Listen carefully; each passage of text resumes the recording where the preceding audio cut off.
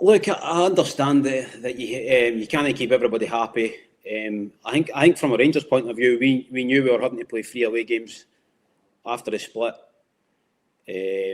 But I'm almost wrapped up with the last game. I'm not going to lie. I'm sitting here confident, just by the way that we've been playing lately. I think we've been creating a lot of chances.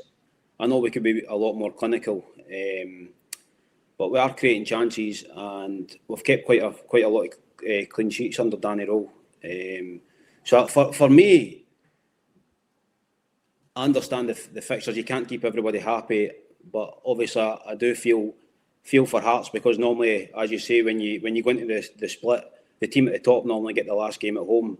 So I can see from their point of view that obviously going to Parkhead, it's one of the hardest fixtures of the season. So it is a bit of a strange one, but I'm just hoping it doesn't come to the last game. But as you say, you can't keep everybody happy.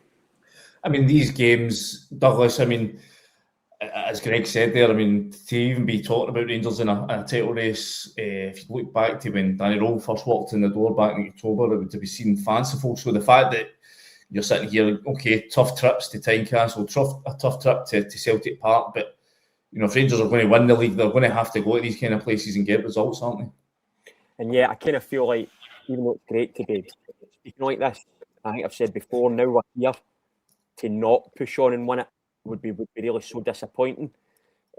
Just a point behind Hearts, 2 ahead against Celtic. I can't really shake this feeling that Celtic are favourites now. I just feel like with 4 games at Parkhead, I fancied them to drop points on Sunday. The fact they didn't, it keeps them within a game of Hearts, within a game of us. They've got those, they play Hearts at Celtic Park that last game. I think that's an admission for the SPFL that they think Celtic's going to win the league. I can't think of any other reason why they would have done that. I personally thought they were going to send us to Tynecastle on the last day. I don't have a major issue with our fixtures, apart from obviously a bank holiday Monday, which isn't really a tradition in Scotland. It's much more of a thing down south. I think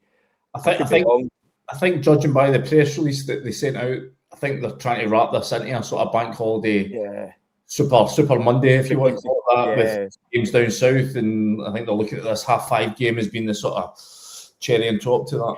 I could be wrong, but I think the last time Rangers played a daytime game on a Monday bank holiday was when we blew the chance of winning 9 in a row at Ibrox against Motherwell, which is maybe a bit before your time, Andy and Greg. I can remember it, yeah.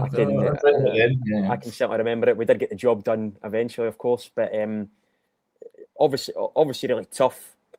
They're all going to be tough games.